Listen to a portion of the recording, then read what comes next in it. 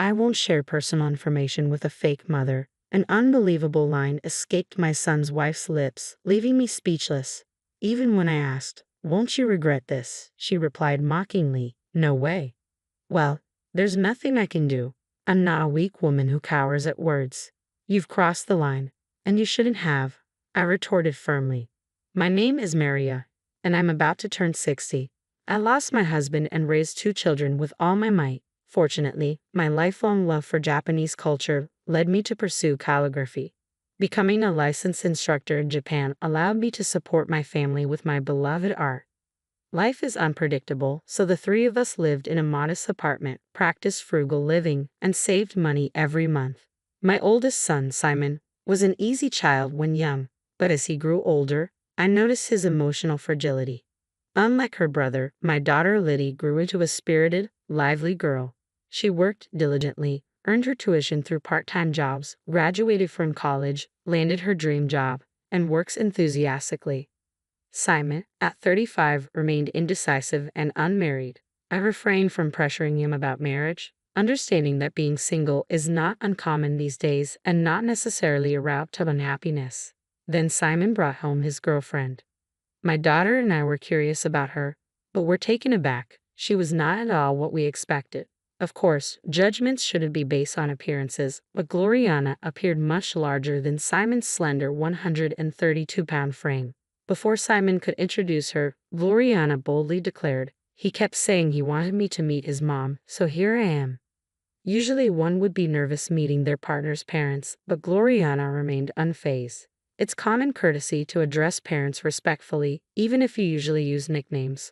Was I just being old-fashioned? I served tea and cake, and Gloriana devoured the strawberry shortcake in seconds, downed her tea, and demanded more. After some small talk, my daughter asked, "What do you do for a living?" Gloriana replied, "Call me sister. I'm not working right now. I had a senior colleague who annoyed me, so I choked him from behind and got fired." Her casual admission shocked me. "Isn't that a bit harsh?" My daughter chimed in, clearly uncomfortable. I wondered, is Simon planning to marry this woman? My red card was too harsh, don't you think? Gloriana retorted defensively. I was taken aback, realizing I needed to impart some basic workplace norms. Times may have changed, but there are laws against unjust dismissal. Violence in the workplace is serious and can lead to immediate termination. Gloriana glared at Simon with a challenging smile and playfully slapped his shoulder. "Hey," your mom took the side of my senior. "Aren't you going to say something?" My son looked troubled, but remained silent. I was concerned about the future. After that, Gloriana often visited our home to hang out. She would casually open our fridge, help herself to ice cream, drink cola, and munch on table snacks. My daughter and I were taken aback, but we hesitated to complain, fearing repercussions. Eventually, my son moved out and started living on his own with Gloriana, who insisted he live alone. Certainly, for her, living alone made it easier to see him than living with his family. One day, as I laid out a sheet of paper on the table and picked up my brush, my daughter asked, "What's this month's quote?" I used to write an inspiring quote every month and display it on the wall. This time, I wrote, "Be gentle as a spring breeze with people and fierce as a lion king against evil." Gloriana peeked over and exclaimed, "No way, that's really good. You could be a pro, Mom." My daughter shot Gloriana a disapproving look and retorted sharply, "She is a pro. Are you some kind of Japanese teacher or something? She's a calligrapher, you know, an instructor." I was proud of my daughter's eagerness to showcase that her mother was someone of significance. However, Gloriana didn't seem to pay much attention. I had to do a bit of calligraphy in elementary school for a cultural exchange, but I hated it, Gloriana continued, dismissing her own experience. The teachers were so nitpicky about the strokes. I felt like throwing ink on their heads. My handwriting's awful, so I should learn from Mom, right? I think my son meant it casually, but at that moment, Gloriana shot him a devilish, scary glare and scolded him in a low voice, "If you say something stupid again, a dropkick won't be enough." "Don't get so mad," I interjected, but Gloriana just laughed loudly, gazing at the ceiling while watching TV. To put it nicely, she was strong and robust. To put it bluntly, she lacked grace. She was unreasonable, rude, rough, and crude. I couldn't see her as a suitable wife for my son. I had half a mind to throw ink on her head. Gloriana was also overly familiar with my daughter, Liddy. "Liddy, you're so thin. Are you eating properly?" she remarked one day. "Gloriana, have you ever thought about dieting?" I was taken aback, but Gloriana continued with a smile. "How old is Liddy?" "I'm 28, she's 30. If you talk back to me like that, even though you're younger, I'll put you in a bulldogging headlock." "Bulldog?" "Yeah, people often say I look like a bulldog." "Are you picking a fight?" Gloriana may have meant it as humor, but neither my daughter nor I found it amusing. One day, I called Simon home alone, and the three of us had a serious talk. "Brother, I'll be clear. I am against your marriage to Gloriana," Liddy stated firmly. "If that's what this is about, I'm leaving. This is important. I thought I could trust anyone you brought home, Simon, but Gloriana is beyond unreasonable," I added. "That's not true. She has her good points, brother," Simon defended her. "You can't say anything to Gloriana, can you?" "It's pathetic," Liddy remarked bluntly. "If your girlfriend is rude to mom, you should warn her. Normally, you tell her to shut up. If she complains, you don't know Gloriana, so you can say that. If I tell her to shut up, I'll be in the hospital in 2 seconds." I believe that in a couple, if the woman is stronger than the man, it can be ideal. But Gloriana's strength is excessive. Marriage isn't just between two people. Both families become intertwined. I had planned to treat Simon's wife like my own child, but honestly, I have zero confidence in getting along with Gloriana. A heavy silence hung in the air until Simon suddenly stood up. "What is this? Everyone bad-mouthing Gloriana," he exclaimed. "Does everyone think that way? Even your friends?" "Yeah, they all say terrible things like that's not right and just criticize her," Simon continued defensively. I couldn't help but ponder if his friends might have a point. A marriage blessed by many, including family and friends, is desirable. I wanted my son to reconsider, but he staunchly defended Gloriana. "You don't even try to see her good side, you just badmouth her. I'm fed up." "We're not badmouthing her. Her parents are kind. They warmly welcome me whenever I visit, treat me to expensive steaks, and even took me to a 3-star Michelin restaurant." "Is that what you call kindness, brother?" Liddy interjected, equally astonished. Simon continued to vent. "Compared to her home, being here feels painful. If all we do is have depressing conversations like this, I won't come anymore." It seems Simon couldn't keep a secret from Gloriana. He had told her that my daughter and I were against the marriage. Suddenly, Gloriana stormed into the house with my son. I never imagined that both mother and daughter would criticize me. Gloriana retorted sharply. "You're not the ones getting married, so stop interfering." Her tone turned rough, revealing what seemed to be her true nature. Gloriana started to pick on Simon too, blaming him for not speaking up properly. When Gloriana began to berate my child, I finally yelled, "Stop it. People change when they meet someone of the opposite sex, sometimes for the better, sometimes for the worse." Did I make a mistake in raising my son? I don't recall spoiling him. The teenage and 20s are times for mental and physical training. Though I didn't indulge him, growing up without hardship can leave one weak-hearted, prone to complaining even in a privileged environment. I wanted to raise a strong child, but a diamond can be fragile.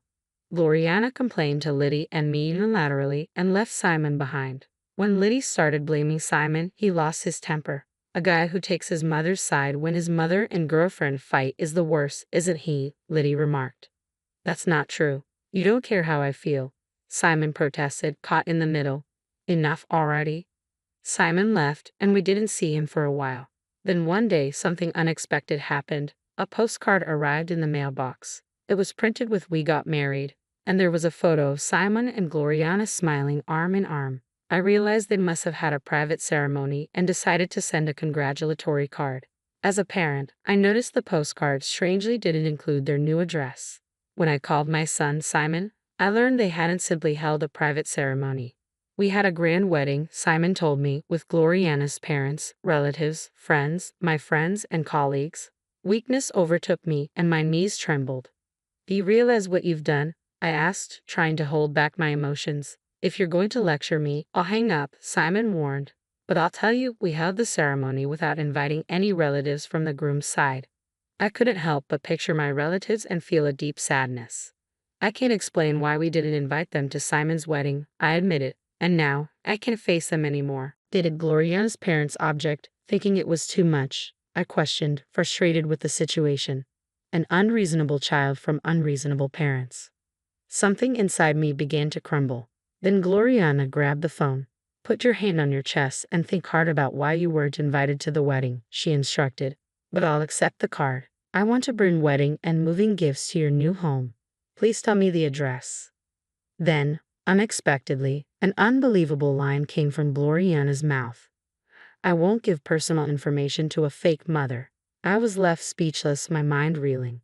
Even when I asked, "Are you sure you won't regret this?" she mocked me. No way. Well then, it can't be helped. I'm not a weak woman who will cower at being spoken to like this.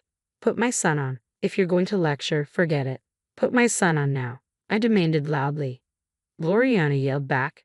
Don't act tough on the phone. If you yell again, I'll headbutt you. Hello, I finally managed, trying to keep my voice steady. I have something important to talk about.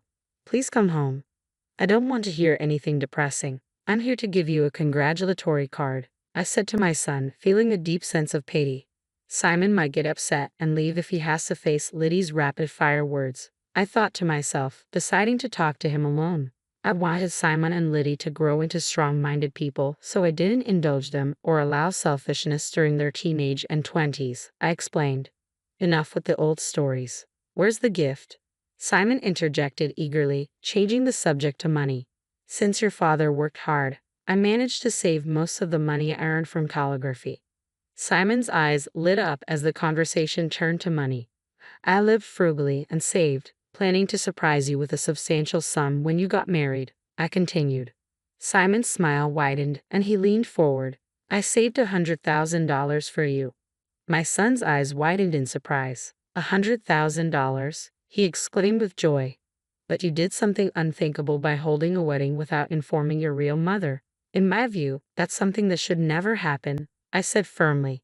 So, you're no longer my son, you're a stranger. It would be inappropriate to give such a large gift to a stranger, I declined.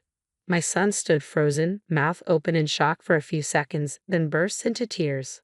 What are you talking about, stranger? Give me the $100,000.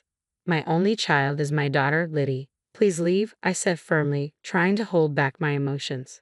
Wait, Gloriana interrupted. She didn't want to invite you. You should only care about your new family.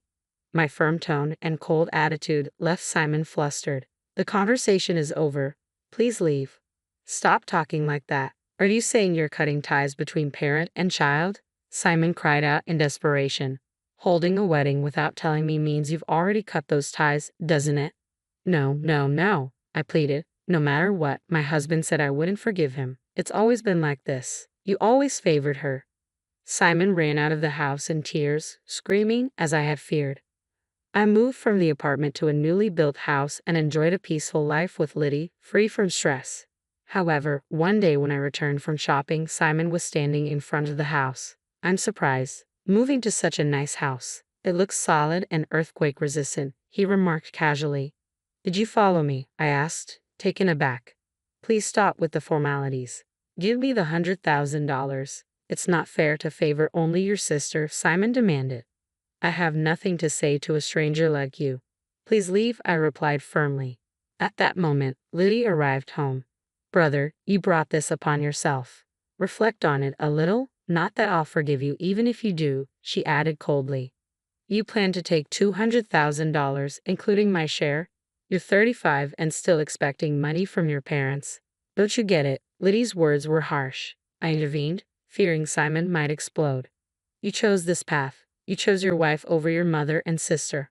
Holding a wedding in silence means just that, I pointed out as Simon hung his head, unable to argue. Suddenly, a taxi pulled up and Gloriana emerged, shouting, I wasn't invited, but here I am.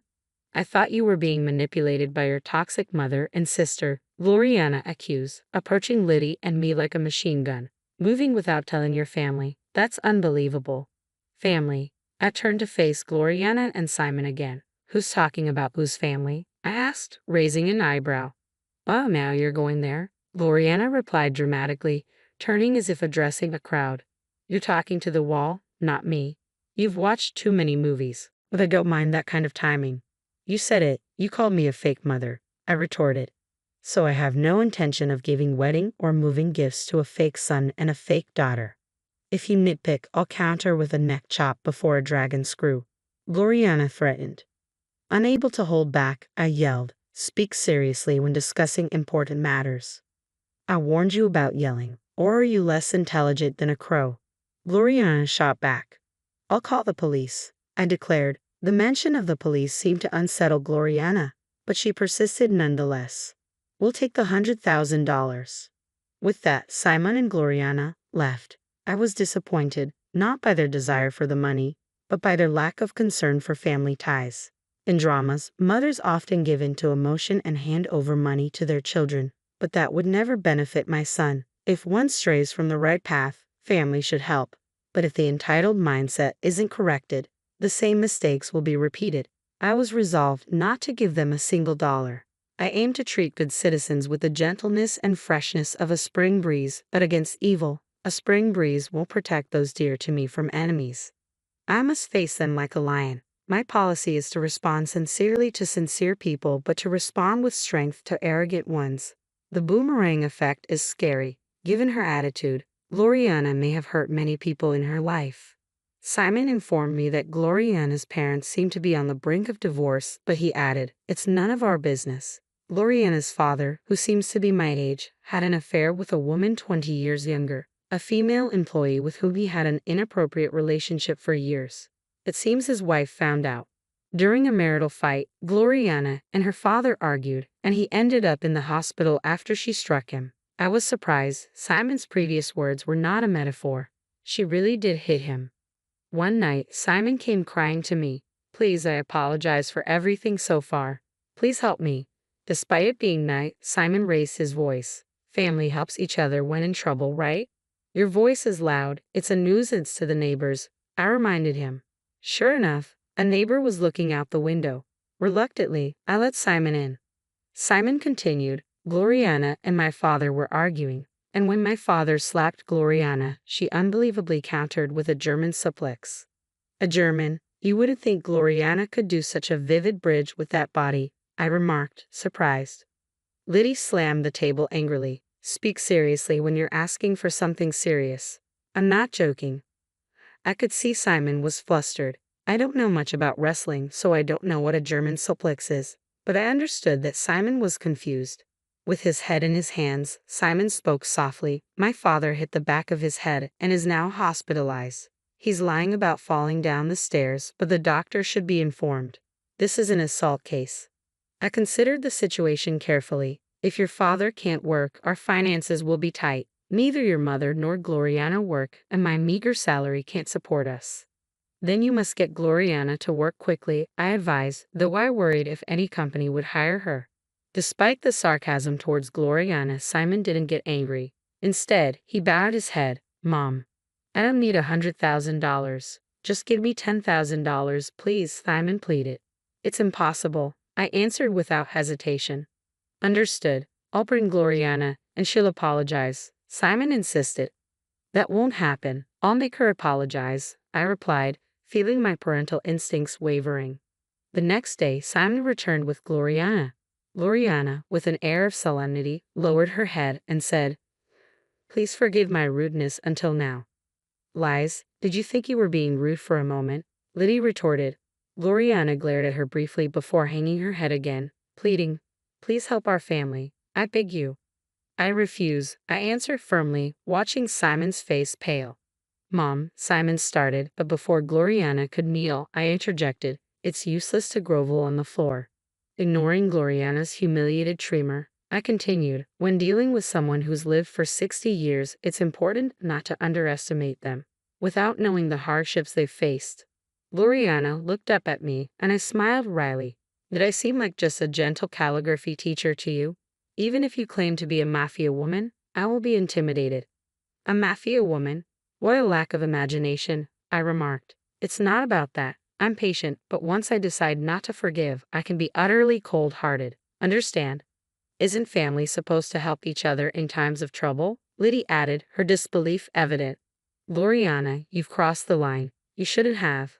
Please leave. I insisted firmly. Realizing she wouldn't be forgiven, Gloriana turned her frustration towards Simon. It's your fault for having zero persuasiveness and credibility. It's your fault for not being patient. You promised to endure whatever was said. Liddy chimed in sharply. Take it outside. You're unbearable, Gloriana snapped, storming out.